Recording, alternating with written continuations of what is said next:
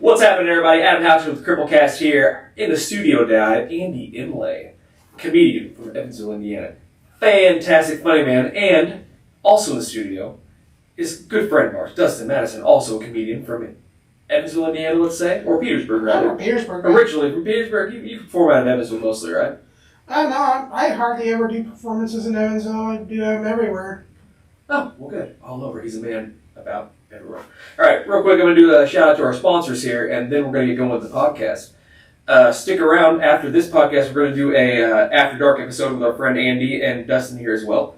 So here, about 30 minutes or so, we're going to talk about Andy and how he thrives in life being a comedian in Southern Indiana and about the community. All right, first up, we have Made with Love and a few F-bombs, my friend Tara. She is great, makes all the stuff for my front porch. Super cute, great stuff. She made me a sign for the front porch that says, "Welcome to my shithole." It's fantastic. I live in a nice home, by the way. I love it. It's great. It's a joke. But anyway, Ann Manor Care Center is a wonderful place to go if you need some residential care or any rehab facility type of place. We have Atlas Labs. Chris Rowe does some wild stuff there. His 3D printing lab here in Petersburg, Indiana. Does some great stuff. We have Custom Mechanical Construction, a commercial construction company out of Evansville, Indiana. They do some great stuff. If you need anything commercial-wise construction, there are your guys. And as always, thank you to the Elbert Bukta Technology Center for graciously letting me use their space for the CrippleCast studio. All right, that wraps that up. Let's get to my friend, Andy Imlay. And he says we're friends. Well, I use the term loosely. So do people use that term loosely about your never mind, I'm not going to say it. Dog? Your dog, that's what they meant. Anyway, Andy Imlay's a comedian. He's a local funny guy. Anyway, and so Dustin, we also welcome Dustin Madison here. How's it going, Dustin? All right. All right, great. So, Andy, why don't you tell us a little bit about what it's like living with cerebral palsy? It's interesting, man. You know, I've had cerebral palsy now for almost 44 years. And how old are you? Well, I'll be 44 in November, so... So you haven't had it 44 years, you just lied to my viewers. Sorry, everybody. Well, I was diagnosed at 18 months, so, you know, pretty much my whole life. Okay, all right. Go ahead. What? I was just fucking with you. I'm sorry. I'll be nice now. This guy, I'm going to smack him out of his chair. Actually, I see no reason there should not be crippled fights. Oh, yeah. Yeah, UFC's missing out on a big... Well, I mean, you already look at If we Jimmy. don't sign a waiver and say we're fine with it, that's completely fine. I consent to, this, being punched in the face. If I consent to this, it should be fine. I also think professional athletes and us should be allowed to take steroids. Yeah. I mean, I don't know. I mean, if it would work, I'd love to be all jacked up. It would honestly, it would look a lot like Celebrity Deathmatch, at the end of it. I was like, he exploded. Yeah, do you think they really test the Special Olympic athletes for steroids? Most, Olympic athletes, I'd say so, probably not bodybuilding. Yeah. I mean, but if you're a bodybuilder, you should be able to take steroids, I think. What about the Special Olympic athletes, though? I absolutely think Special Olympic athletes should take steroids. Yeah. What? Why not? I think they should have every opportunity to be better. I think we should have every opportunity to be better. Why not? Yeah. If there was an illegal drug that would make me better, why shouldn't I be able to take it? Right. I'll suck the life out of a fetus for fucking... No, I'm kidding. That's not true. That's good. This is After Dark episode starts here. Wow. This is the After Dark episode. Adam's like, this already went off the rails, Yeah, I knew this was possible, but it's just the way it goes. Yeah. You ever seen that South Park episode where Christopher Reeves sucking the lifeblood out of fetus? Yeah, I think that's where I picked that up from. Yeah. And so I didn't just make that up myself. Yeah. Like, I'm not a fucking savage. Yeah, I watched that episode and I was like, oh my God. Yeah, I didn't just make that up. That's not... What is Superman doing? That was a rough episode. Yeah, most of them are, yeah. He's So- dead. Let's get back on track here with the clean episode. Okay. All right. So tell us about your growing up in the beginning with your your diagnosis. Yeah, it's more of a diagnosis than it is, because it's a brain injury. So it's, it's nothing really to do with the spinal cord. It's called cerebral palsy because it deals with the cerebellum. So you're talking about your balance, your coordination, all your fine motor skills go through that part of the brain. So yeah. And when did at 18 months old it started affecting you? How? No, I would say that's when they started noticing that I wasn't hitting certain milestones that there's certain milestones, since we're both fathers, we know there's certain milestones your kids have to get at certain ages to be in the right percentile. Yeah, to be considered normal or whatever. Yeah. And so when I wasn't hitting those milestones, they knew something was definitely wrong. I see. And so, so at that point, what did your parents do? Did they? Well, my mom being a single mom at the time, reached out to the doctors and all that kind of stuff, and that's when they recommended intervention services through the Easter Seals Rehab Center. I see. So intervention services sounds like you were on drugs. No, it's just it's a way to intervene and see exactly what's going on and what can they do to help bridge that gap to help me reach the milestones that I was having difficulties with. Thank you for the clarification. Yeah. So, all right. So when all that, so what did this look like for you as a kid? Like, did you have special programs? Did you go to a special? No, what was put in place for you, or what wasn't put in place for you, rather? So, I was born in Owensboro, Kentucky, at 28 weeks, 2 pounds, 11 ounces. Spent a lot of time at Norton's Children's Hospital when I was first born, before I ever got to come home. So I spent 4 months down there, basically getting me to the point where I could come home at that point. And then, like I said, fast forward 18 months, they realized that something was wrong. Easter Seals stepped in and started seeing them twice a week for services. Still was going to school like everybody else was. Was receiving special services through the co-op at that point. An occupational therapist would come in, a physical therapist would come in. They were a husband and wife team that I would see. That's neat. That I would see. One of them 1 week and then one of them the other week. So I'd get pulled out of class for that.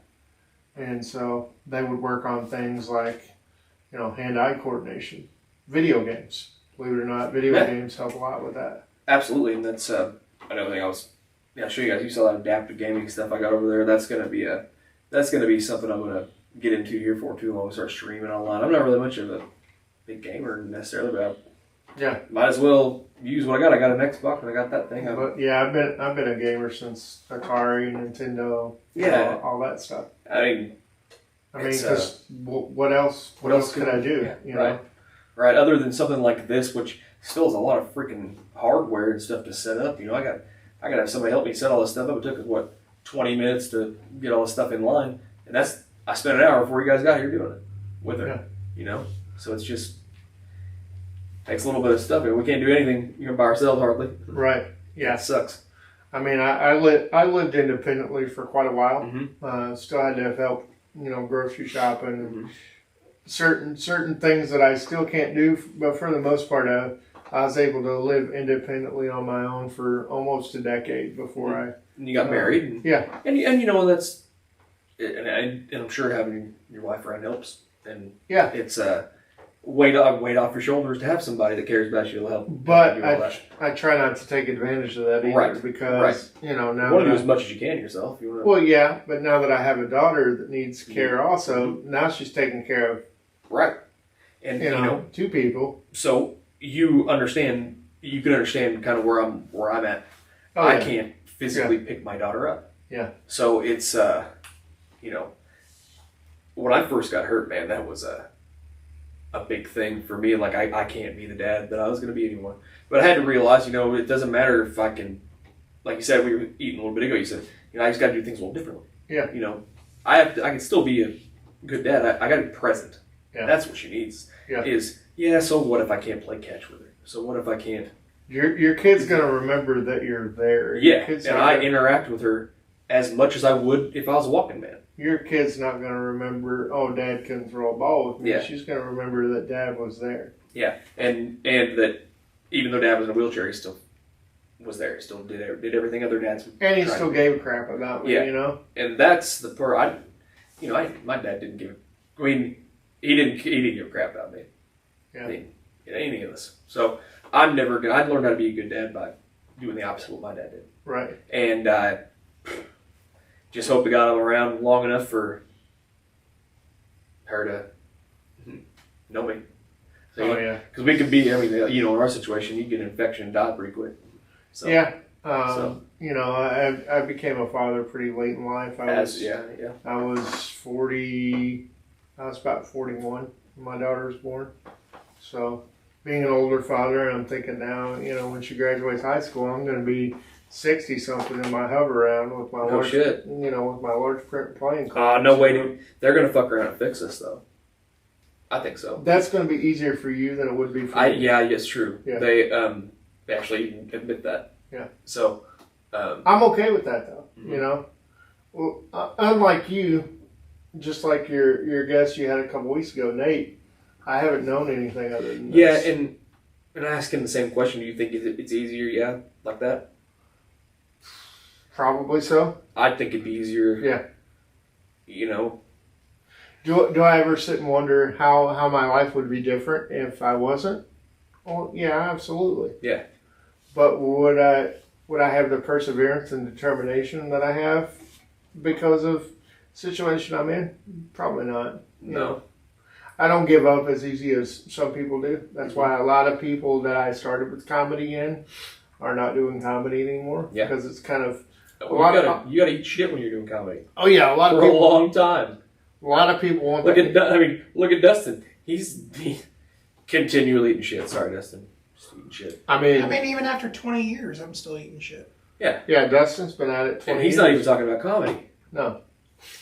What he just little known fact about Dustin. Dustin started comedy when he was, 14, 15 years old. Like, or younger than younger now. I remember you were doing it in school. Yeah. Yeah, and I did my first club show at 14. I thought you were completely full of shit, but no, you weren't.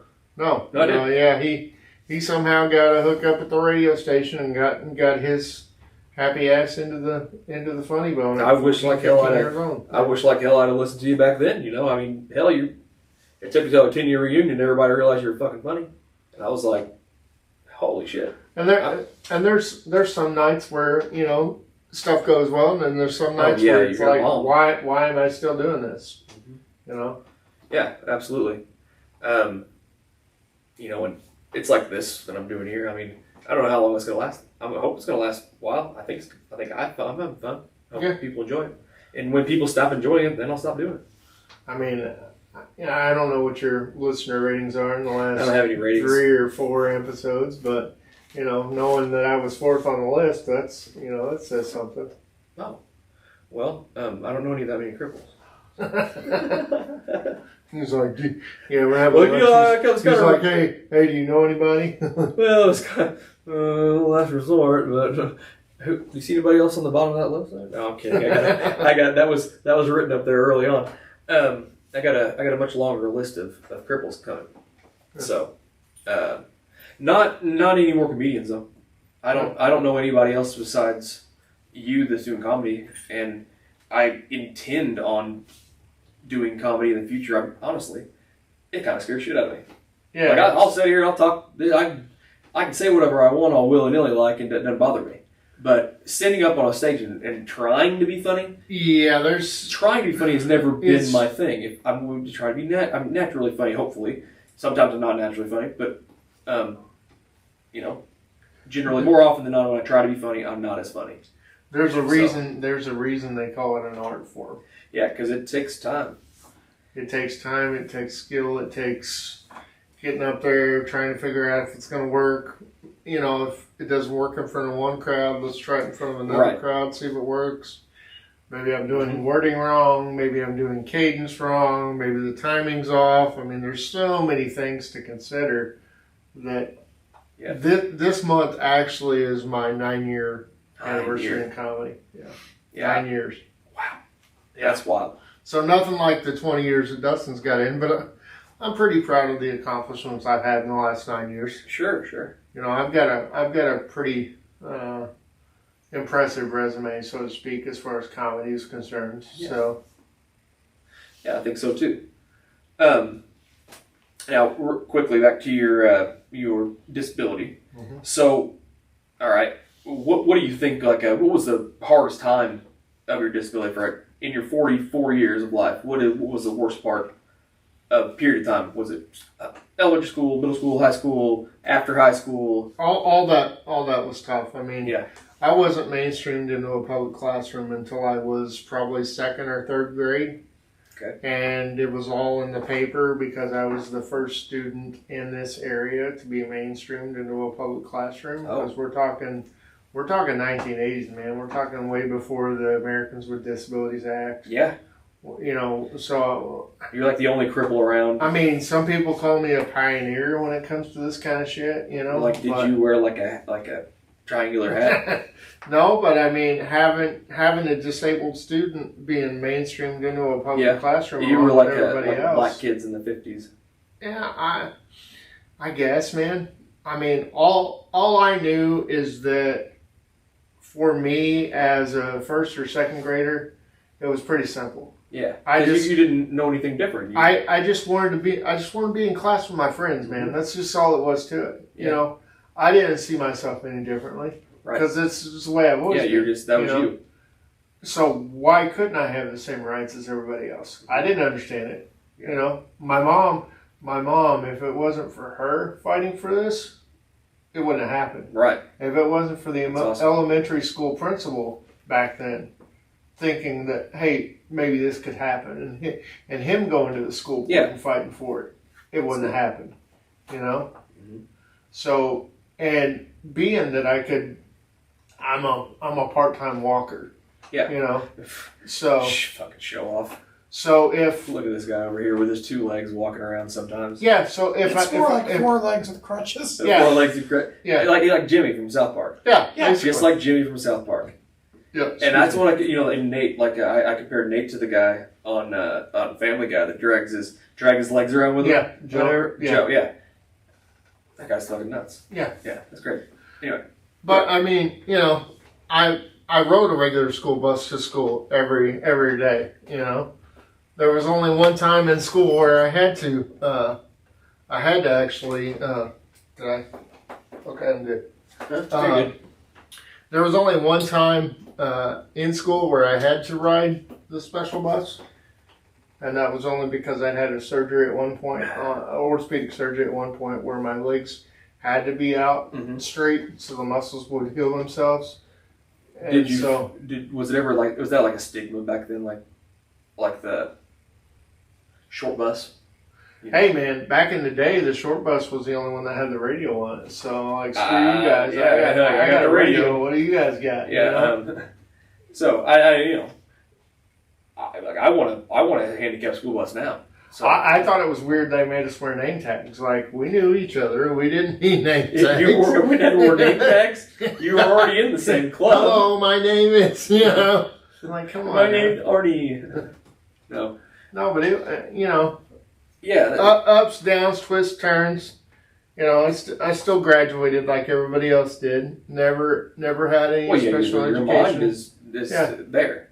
But that's the thing. But back in the 80s, you know.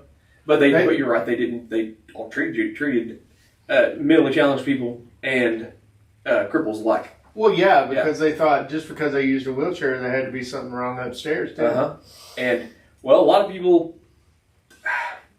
As much as they don't want to admit it, a lot of people still view people in wheelchairs that way. And, you know, I probably did too when I was a walking man. I didn't think about it like that, but.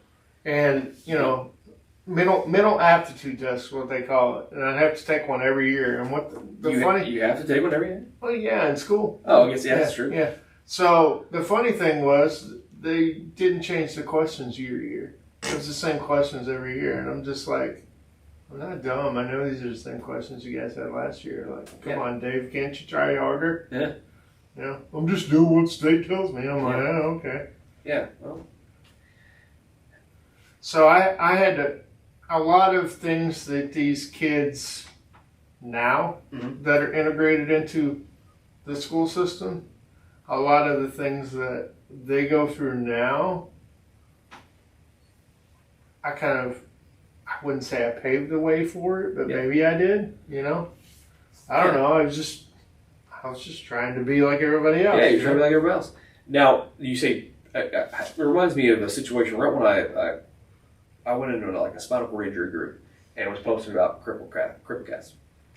And this guy lost his mind. You use the name Cripple in the Corner as your moniker for your comedy, correct? YouTube channel. YouTube channel. The Cripple in the Corner. Let's give him a shout out here. Go ahead.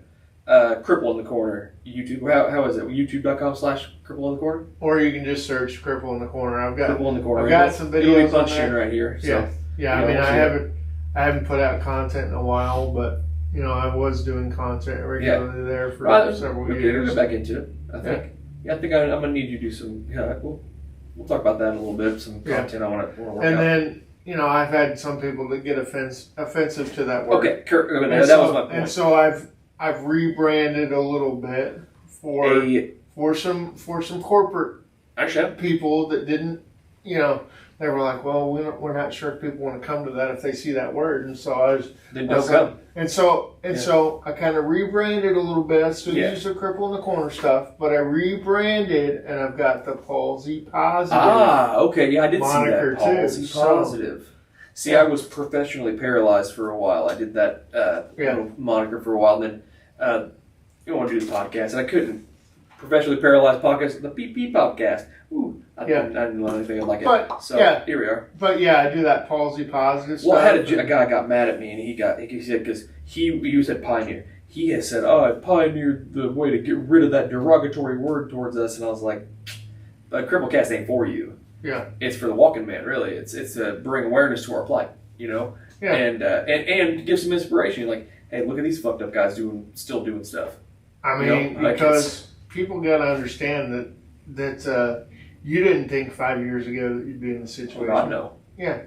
5 years ago, I remember when another fella got hurt from here, and I was like, just fucking kill me if that happens. Yeah, and I heard you talking about that. Yeah, I said that before. You were talking with Ben, yeah. Yeah, and I'm glad I'm not. But I couldn't have fathomed the way that this is 5 years ago. I'd have said no way I could do what I've done and get through what I've gotten through. I'd just assume be dead. And I don't know how I did it. But do you regret how you've lived your life up until the point that you got hurt? Not 1 second. If I had died at 34, I would have considered that a wonderful life. Yeah. And would have been fine. So, that being said, I still have a wonderful life. Yeah. Still got all kinds of things going on. I mean, but you just have to do things a little bit differently. Yeah. It's not glamorous sometimes, but hey, whose life really is what it is comes down to it. Yeah, but I'm happy with the fact that I had a full-time job. I was able to. I still drive my own vehicle. I've got a house. I've got a wife. I've got a kid. Mm-hmm. A lot of things that even the walking man could take for granted. Exactly. But I've fought and I've earned everything that I have. Absolutely. Nothing has been handed to me. Mm-hmm. And I that's commendable, man. You are a pioneer. You are somebody that the OG cripple is what you would say. Yeah, because you had Nate on a couple weeks ago, and he's in his late. He's 30s? early 30s, I think. Yeah, something like that. So, yeah, a lot of the times I went to a disability camp several years ago. That was. Is that in Indy? It was they had it at They shut it down this year, last year, something like that. I know what you're talking about. Yeah. But they hosted it up there at Bradford Woods. Yes. And if you've ever been to Bradford Woods, talk about a handicap haven, man. Is it really? That place, if you ever get a chance to just shout out to Bradford Woods. Hashtag Bradford Woods. Kind of go up there. It's all ran by IU, Indiana University. That's great. You can do adapted zip line. You can do... Really? Yeah, I'm scared of heights, man. And I did that and was just like, yeah, wow. But does it put you in your, do you do it from inside your chair? No, that'd be even cooler. There's basically a couple ways that you can do it, but still, I mean, knowing that you can zip line, that's something that I never done before. What if we built a platform and we strap us down into it, put your little harness on, and then zip line you while you're in your chair? Would you do that? It's like a gondola ride. Yeah, I mean, maybe, yeah. Put you in a cage. But they've, I'd never done it before. It was pretty cool, man. I guarantee it. And adapted fishing, kayaking, all kinds of outdoor stuff that you wouldn't normally think that you would be able to do. Mm-hmm. You can do at that place. It's fantastic. I love it. But yeah, I mean, did that for a couple years, and met a lot of people that I wouldn't have met otherwise because of that. And, still talk to a few of those folks. Yeah. But. That's great. So, all right, so let's go. I just want to keep your timelines ready to go. You got through high school, college. What did you do to college? I went to Vincennes University. Okay. Because it was close by, but the campus wasn't as large as USI. And I wanted a smaller campus, that way I wouldn't have to go too far between classes, because I knew I was still, I was relying on myself. I was in a dorm by myself, so I, did all my own shower routines, I still had trouble with those 8 a.m. classes. If I could have went back and did things differently, I probably would have made all my classes in the afternoon rather than in the mornings. Yeah, because getting up in the morning for a cripple's a little tough sometimes. God, I had a fucking math class, dude, at like 8 a.m. Who wants to do math at 8 a.m.? No, I'm covered in piss at 8 a.m. Yeah.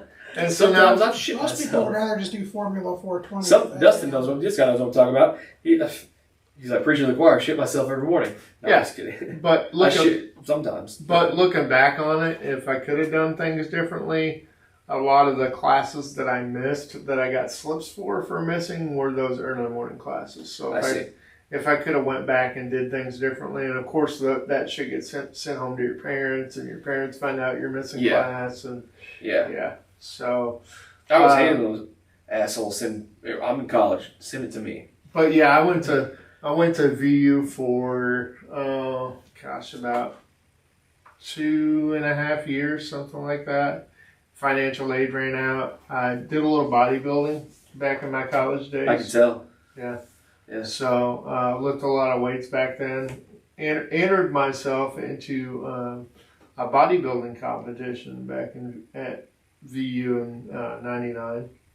They had a wheelchair division back then, believe it or not. Yeah. I didn't know there was enough people in wheelchairs around here. Yeah, I've talked about this on a couple podcasts before, and I had a nemesis back then named Doug. Really? Doug? And I don't know what Doug's handicap was, but Doug was kind of a a-hole, Doug, man. He was always talking shit to me in the weight room all the time. And he'd always bring my mom into stuff. Because, it's the late 90s. It's your mama this, right? Fuck Doug. So we actually got banned from working out in the weight room together because Doug wouldn't just... He's being a bully, man. Yeah, he wouldn't stop his shit, and he's in a power chair. I'm in Where's a manual Doug chair. at now? Let's go beat his ass. I have no idea. I've tried to find Doug on social media. Doug Moore. Listen up, Doug Moore. Doug Moore. Come on, CrippleCast. Yeah, We're selling this beef right now, bitch. It was 1999. Doug was majoring in corrections, Is he? He's in a wheelchair too? Yeah, Doug majored in corrections Get the at VU. fuck out of here! I bet he's running Carl out prison right now. Yeah, Some stupid yeah. shit So I don't like know. that. I don't know if Doug got a job at Leavenworth or where Doug's at. Doug, reach out to us. CrippleCastAdam@gmail.com. I swear to Christ, let's put you on this thing. Let's have a reunion between Yes. Doug and Andy. Doug after and Andy 20 something years. I'm fat. Adam's fat. Doug could very well be fat at this point. Or No, Doug's probably like ripped up and walking or some stupid shit like that. or my luck, Doug's no longer here. That would be And- my luck, Well, then you don't get to fight him. right? It would. You're right. That is unlucky. No, but you could be like in Dracula Dead and Loving It and get the final word. Just walk up to him and be like, And he goes over there and just rolls over his grave. So do you want to hear the ending to this beautiful bodybuilding story? Yes, I do. I'm sorry. So We got sidetracked on Doug.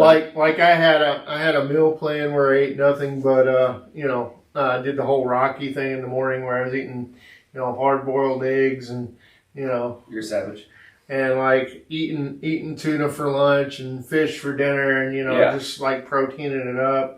Creatine was kind of big back in that day too, so I was taking a lot of creatine, but I didn't know that you also needed to make sure you hydrated a lot while you took creatine. So like in one of my classes, I passed out because I wasn't hydrating enough. Yeah.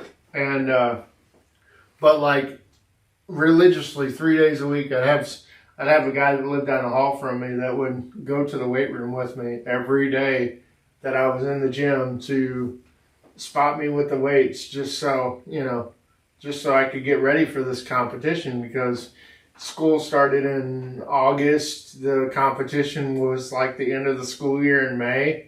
Like I lifted weights in high school because they put me in advanced PE because they were like, oh, we'll just put him with the football players. Because I couldn't do a lot. They put you in advanced PE with the football player because of what? Because I couldn't do a lot of the activities that they would have you do in regular PE. Oh, okay. So that makes sense. They okay. figured, hey, we'll put him in the weight room. But you can actually, I got it. Yeah. I'm with it now. Okay, So- that makes more sense. I thought it was like, Excuse me. So I'd been doing a lot of that to begin with. So comes day of the competition, it's 1999, right? The NWO had just came out 2 or 3 years later as far as professional wrestling is concerned. We're recording this on Saturday, July 8th, and it was actually yesterday, 27 years ago, that the NWO was formed. ooh, Yeah, biggest I would not have known that. biggest swerve in wrestling history. Yeah, I'm a big wrestling history buff. Oh, So, shit. Yeah, so what do I pick for my entrance music that I'm going to use for this bodybuilding competition, but none other than The Ultimate Warrior. Voodoo Child by Jimi Hendrix, because that's what Hollywood Hogan used at the time when he came out. WCW. All WCW. That. So I was like, this is, and of course, to have you get ready for this competition, they made you use spray tan. Oh. And I'd never used that shit before, right? So it's staining everything, right? Awesome. Your bed sheets, your clothes, all this kind of stuff. My mom was all excited that I was going to be in this competition, right? So she gets me these, it's late 90s, so she gets me these tearaway pants, right? These the ones that have the buttons all down the side and stuff. Yeah, And yeah. So she gets them blue and gold because that's VU's colors, right? Perfect. And so, day of the competition, I forget. I think there was only 3 people in the contest. It was me, Doug, and some other dude in like a motorized scooter with a basket on the front of it. Looked like he's about to go to Walmart, Yeah. So I knew that I was going to get a trophy either way. But I knew without a shadow of a doubt that I wanted to shut Doug up because he was just. I mean, Doug, man. Doug, reach out to us. He wasn't. I don't know if Doug was just mad about the fact that he was handicapped or what, but he was just.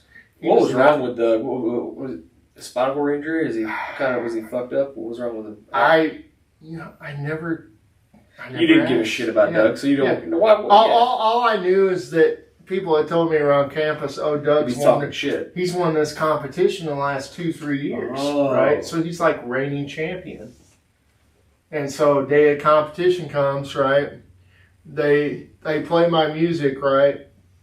And the guy introduces me. I kid you not. I still got it on. I had the VHS converted to DVD. That's how old this was. Man, can you get a clip of this and send it to me? Is there any way to convert it? I've got it on my Facebook. Please send it to me. Yeah, like I want to see if I can put a piece of it in this. Go ahead. So the guy introduces me as Adam, right? Rather Andy Imlay, from Richland City, Indiana, because that's my hometown. Okay, Richland City. Shout out to Richland City.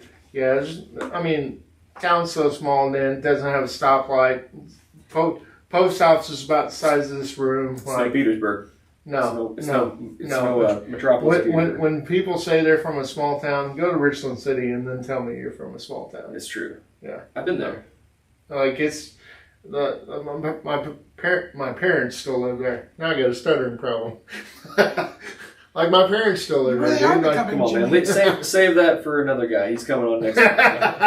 But yeah, I mean, so I had some guys that showed me the poses that, bodybuilders do and all this kind of stuff. My parents drove up from Richland City to Vincennes to see me in this competition. During the beginning of the video, you can hear my dad hollering for me and stuff like that. And, did my routine.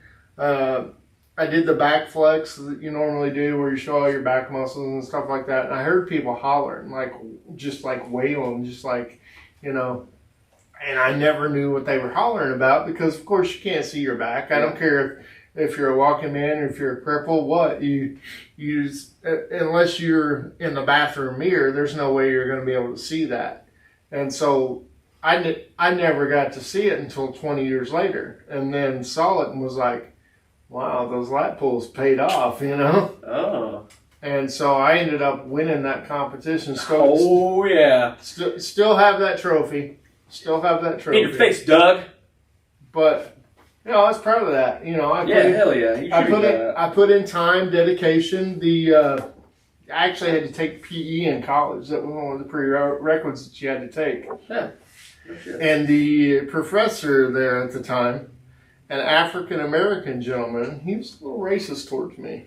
I don't know. Because you were crippled or what? Maybe both. But he told me that he didn't think I could beat Doug. And so that, Don't tell me who I can't beat up. If you've known Andy Imlay very long, you don't tell me I can't do something. That's right. Because I'm going to work twice as hard and take pictures. Yeah. So when I won that competition, I went in that Monday and slapped that trophy upon his desk. And I said, this is an instant A for this class, right? Come on. You're like, yeah. Yeah. You're like, all right, bud. You're like, I just won. But to come full circle, I'm actually in Vincennes on the 18th for a comedy showcase at the Red Skelton Theater. Did you say that you were here for a comedy showcase in Vincennes at the Red Skelton Theater? Yeah. What was the date again? July 18th. July 18th, everybody. You heard it here first. Yeah, you can find those tickets on Eventbrite. Eventbrite. Yeah, and it's a clean comedy showcase, so you can even bring your kids. What? Yeah. Get right out of town. Actually, get out of this town and head to Vincennes on July 18th. $10 a ticket, $25 for a household of all your hooligans. Whoa. Yeah. Now that is a steal. This has turned into QVC. That sound like an infomercial. Yeah, well, Red Skelton Theater, hashtag Red Skelton Theater. Okay. Yeah, they were actually talking about building that when I was going to school there, so it's kind of come full circle. Yeah. They gentrify that neighborhood and took all these houses and built up a nice little Skelton Theater. Yeah, I don't know. It's a lot nicer than the shithole houses that were there before. I have no idea. I saw the pictures beforehand. I really have not been. It's a nice spot. It looks nice in there. Since the early 2000s. Well, there's not much in Vincennes, really. No. Unless you enjoy Ponderosa. There's still a Ponderosa up there. I do enjoy Ponderosa. Yeah. The ice cream. I'm a little upset. You know what I'm talking about? Yeah. Yeah. Well, I do miss buffets. That's probably why I'm still fat. It's because I enjoy ice cream. I love Ponderosa's fish. That's why I take Dustin anywhere, because he knows a good places to eat, you know? Goddamn right he does. Well, I should. Just like this body tells you, I know where to go. I heard there's still a KFC buffet somewhere. The KFC buffet, It's like between here and Indy. yeah. Yeah. I need an address for that. Dustin needs one Look right at him. away. He's like, I need an Did address. you say they're open 24 hours? I couldn't believe when pandemic happened and Waffle House quit being 24 hours a day, man. I was like, oh my God, it is the end of the world. Well, yeah, pandemic. I don't think anybody fared well during that. Well, I mean, that's when my daughter was conceived, so. My daughter was not conceived during the pandemic, born during the pandemic. Yeah, so was, I mean, my daughter was Technically born in as well. 2020. Yeah. Mine was the middle of the pandemic. Yeah, because you said your daughter was born in June 30th. It was kind of cool. We got to be at the hospital with no parents or nothing. Nobody. Yeah, My daughter. Nobody in. My daughter was born in September, so it was still A little bit locked down, huh? Yeah. Yeah. NICU was like that too, man. You had to show your ID, you had to show your bracelet, plus you had to do a hand scan to get into the NICU to even see your kid. And you're like, hey, it's clearly me. Yeah. Yeah. By like the second time I went there, they were like, this is the only dude in a wheelchair right now in this hospital. Like, we know this guy. Yeah. Yeah. When I got hurt, they had like a strict policy. You like COVID was not like as bad right at the time of my accident. Right. But a week or two later, that's when everything shut back down again. Yeah. So they originally said that my kid could come with me. I wonder, are you plugged into that all the way? Can you hear your headphones still? Yeah. Okay. Yeah. I was just trying to get it from untangled. Yeah, because I have spasms in my arms and legs at weird times. So it happens. I try not to keep anything between my legs other than, well, you know. Equipment. Yeah. Yeah. All right. Like gym class back in high school. Oh, we see why you can't walk. Oh, yeah. Giving them the howl. Yeah, so okay, this is the question that gets asked. Still work? Oh yeah, everything is more than in working order. Good. I'm gonna make shirts. New CrippleCast shirts say, yes, it still works. Yeah, that's the weird question that I get asked. I get asked all the time. Yeah, all the time. Yeah. Girls on the internet, or within the first few, I'd say hours of conversation. If I chit chatting with anybody. It's always comes up. Never doesn't. So I'm like, yeah, it works. It works more than the other parts of my body. Maybe it needs a job, you know. Yeah, no, I'm like, this motherfucker will stand up at attention. He needs a little encouragement. So, yep, that's right. So, yeah, but that's the question gets asked to everybody. So. Yeah, and me and my wife tried for a good several years to conceive, you know, and it was to the point to where. Either I was going to go get tested or she was going to go get tested. And then finally the doctor was like, well, how much do you masturbate? You're like all the time, he goes, like 4 to 10 times a day. He goes, cut that shit out. Like, that's why your sperm count's so low. Cut it out. And so boom. She was 3 months pregnant before we actually found out that she was pregnant. All right. Yeah. So, all you had to do is quit beating off. Yeah, simple. Well, and simple. Come on. In other words, stop clicking.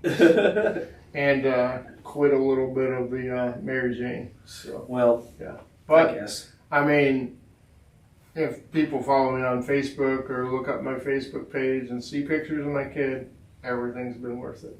Oh, absolutely. Yeah, you know how that is. Oh, 100%. You wouldn't trade it for anything. No, nothing. No, that's the only reason I'm still here. So. Yeah, she's great. Couldn't live without her. So, but if I'd had a boy, I'd have just fucked him up. He'd have been. Yeah. Well, that's like the goal of any dad. Yeah, I'd have fucked his ass up real bad. He'd end up with a complex or something stupid. Yeah. Yeah.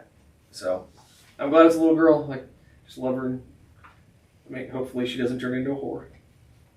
Well, each one of my brothers has 3 girls too. So like my mom had 3 boys. Those boys had all girls. So my mom has 7 granddaughters. My mom has Which is insane. 7 grandchildren, but one. Yeah. Which 6 is- grand. yeah. 6 So testosterone just doesn't run strong in your family. I guess not. You know, Well, we did the whole gender reveal thing, which we did too. I thought was a little crazy, but you know, wife wants what she wants. Yeah, you gotta. Just like yeah. You gotta. What in what's it hurt? Well, every good relationship is all about compromise. Yeah. I mean, she had to compromise when she married you. Yeah. So, look, I would say the same thing about me. If I went out when my wife married me, she had to compromise. Well, I Preachers and settlers. I didn't tell her I had any kind of physical handicap until like 2 weeks before we were supposed to meet. Where'd you meet her at? J-Date? No. Yeah, met her on some random website on the Christian internet. Because I'm lazy, you know. What? Lazy. What? How else are you supposed to meet women? Well, I didn't want to actually go to a public place and meet somebody. Ew, gross. Right? Ugh. Who wants to do that? Ew. Well, no, you're right. On the after shows, and I'm just like, okay, this is weird. Sorry, I remember some of those occasions. Yeah. Dustin's like, we gotta get you out of here. You're about to get in trouble. Well, Louisville. Yeah. Oh yeah, so many times, man. I'm just like, and I'm so naive. I don't know if somebody's being super nice or hitting on me. You know? I don't really know the difference either. Yeah, I really. It doesn't happen very often, so I don't really know the difference.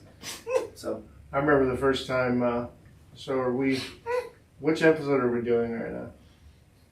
Hey, Andy Imlay, thank you for joining us on our clean episode. No, we could do. Let's just finish this real quick with finish the clean episode up. You can catch the rest of the episode in the After Dark episode that is under or over 18. So, Andy Imlay, you came and you worked after college. You worked at PC Quest. Yeah, actually, my first job before that I was the first IT intern at Holiday World in Splash and Suburban. Oh, okay. So what did you do for them? What did that entail? So that was early 2000s. So the admissions area was brand new. I helped network all those machines together. That's cool. Online ticket sales was a new thing back then, so I helped configure all that. Of course, I didn't get any credit because I was just an intern. Well, But rest in peace to Will Cook. He was the first one to give me an opportunity in that field. So I had 3 years experience that I was able to put on my resume. And then August of 2004 is when I was hired by PC Quest. and you worked there for how long? I worked there from August of 2004 until just recently in September of this last year is when I finally retired. And you retired to focus more on family and comedy? Yeah. I mean, it's gotten to the point now where I'm. It was better. My wife stayed at home for 2 years with the kid. Mm-hmm. She was kind of getting a little cabin fever and wanted to get back to work, kind of thing. So it just made sense. Yeah. Financial wise, I'd been on disability for the last decade or so anyway because of the scoliosis I have in my back. Oh, well, okay. It bothers me a lot more now. Yeah, so, and you feel everything as well. Oh, yeah. I have nothing Yeah. from chest down. Like that must, my legs don't hurt. But Yeah. Oh, my legs have feelings. So, yeah, I guarantee it. I try not to hurt them and they'll cry, You don't cry here. But, You can't cry in the CrippleCast too. But, I left in September, really starting to ramp up more with the comedy. One of the biggest opportunities I've had as of recent was to open for Donnie Baker. Yeah, that was awesome. Yeah. Man, I wish you could have caught that show. But yeah, Yeah. opened up for Donnie Baker. So do you still have that? Could you reach out to him as a contact at any point to do a show together? How does that kind of shit work? For people that don't know the comedy, Yeah. Can you reach out to other comics? Can you or is it not like that kind of thing? It depends on the comic. Right. It depends if they decide to share their contact info with you. I see. And some don't want to be bothered. Yeah. Some don't want to be bothered. Some are like, hey, if you're ever feeling down and out and you want somebody to talk to, here's my phone number.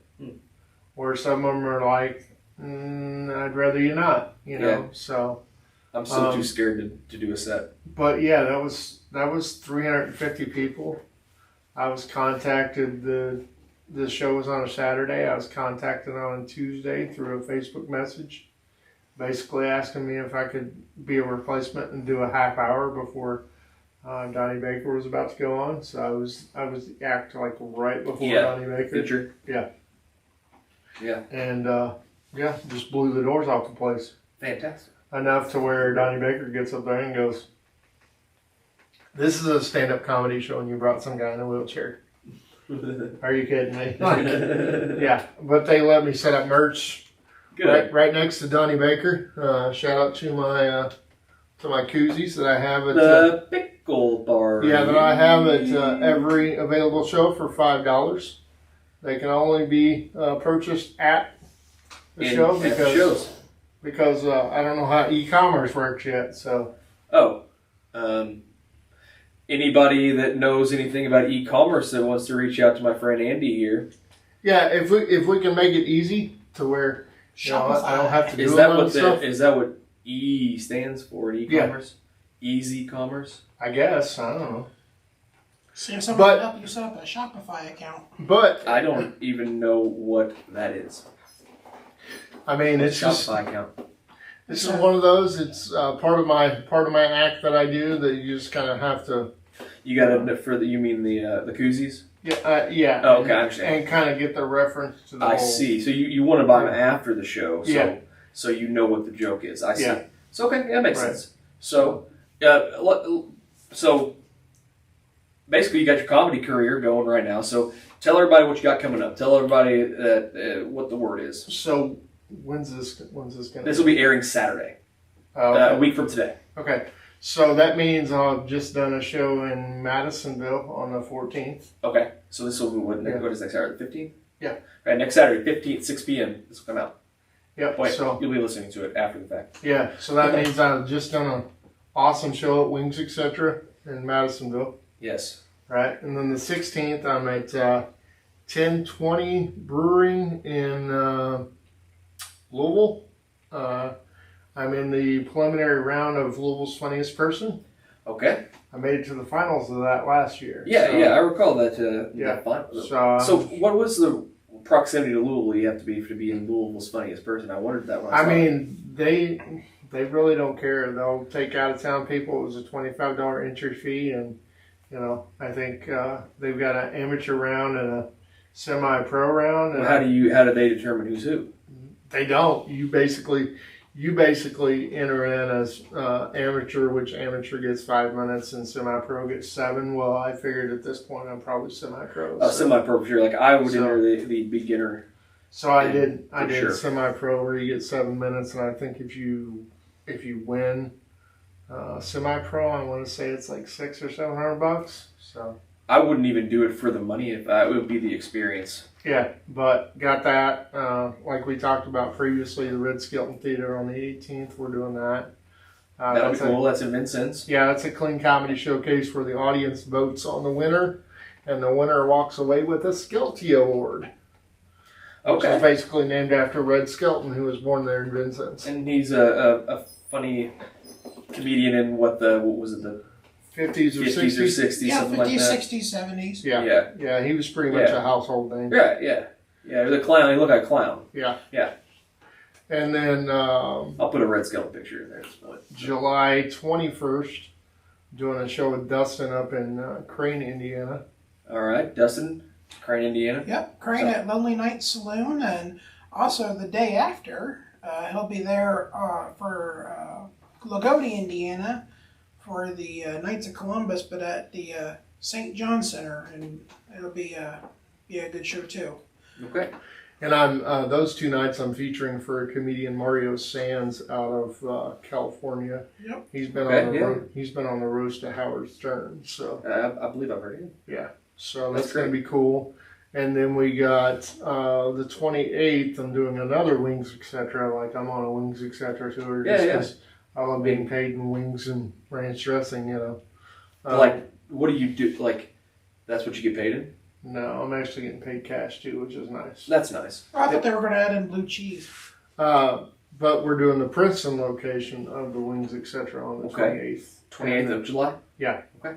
And then August 11th, I'm at the Wings Etc. in Henderson. Okay. So I'll have you give me a list, and I'll post it here on the video as well. And stuff as well. But yeah, I'm staying pretty busy with that stuff. Then you got another one, also the Bridgeport, Illinois, with Tim Bone. Yeah, what's the date on that? Is that the 18th? That would be the 19th. Or no, wait, it is the 18th. Yeah, that's the 18th over in Bridgeport. So, yeah, between Dustin and myself, we stay pretty busy trying to book different locations. Awesome.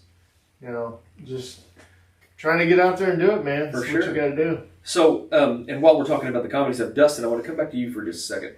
Tell me a little bit about what you've got going on with pop-up comedy and how that exactly works. Well, I have the pop-up comedy club. It's just basically we convert a space into a comedy club. For instance, and I literally just found out today there's a spot in my hometown that I can rent for cheap to do a comedy club type show there, which that was a shocker. Nah, it's no big deal. We'll get that worked out. That's another conversation. But tell me about what do you do for pop-up comedy? To say you're doing it at Jennings Street Public House. You've got one more show there, right? Yes, right? It's our last tri-state showcase. It's going to be a different kind of show because I'm not going to be there performing. I'm going to be the doorman, but I run that show. But it's the show is going to have an all-woman show for that one. It's the ladies' night edition of the Tri-State Comedy Showcase. Okay, great. Currently searching for a new venue to host it after July. Okay. But it's a local showcase, and we bring in a special guest closer, someone who's got a higher standing in the community, comedy community, to close it out. And also, it's a great networking opportunity for newer comedians. All right, so y'all heard it here. Pop-up comedy. If you guys got a venue in mind, something you want to do some comedy at, we have the resources to get that in place. So, comedy coming to the Tri-State with pop-up comedy in the future. So that is Dustin Madison here. Thanks for being here today. We're going to go ahead and do you have anything else you want to say to anybody about your, let's end the clean episode. Well, semi-clean, I guess. Yeah.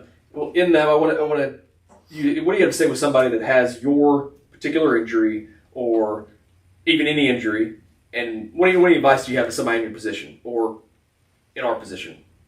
Just keep getting out there and doing things. Just because you're in the situation you're in doesn't mean you got to sit in your house all the time. Find something that interests you. But you sat in your house and you said you jerked off too much so you couldn't have a kid, and then you quit jerking off your kid. Yeah, I mean, so.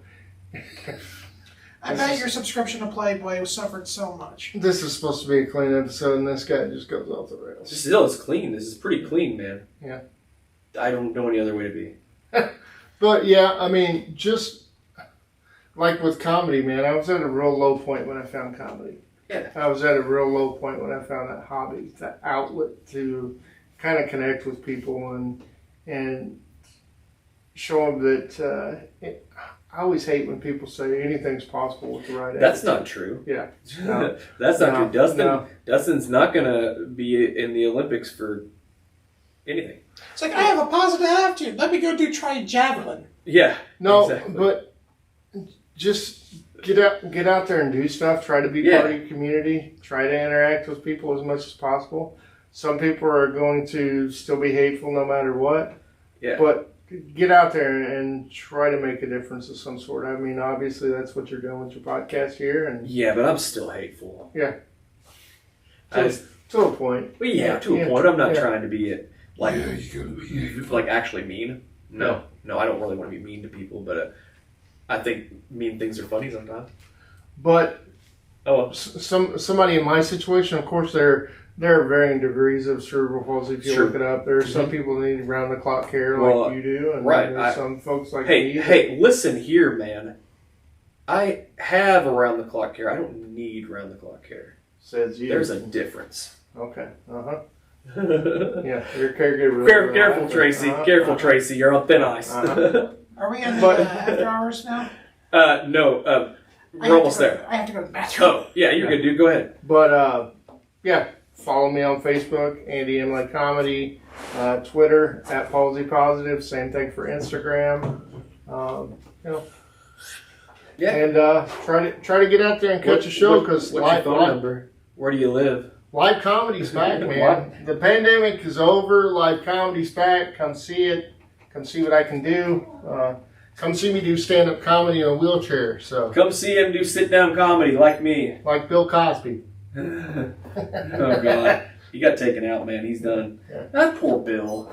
Right. Do we get to take a break? Yeah, we can take a break. All right. All right, we're going to take a quick break here. Yeah, I need to use the restroom as well. Oh, wait. I'll have to do the exit. Hey, everybody. Andy Imlay for the clean episode. Thank you, Andy, for being here. Come back with the CrippleCast After Dark next. Thank you. Yeah, I got to take a bathroom break.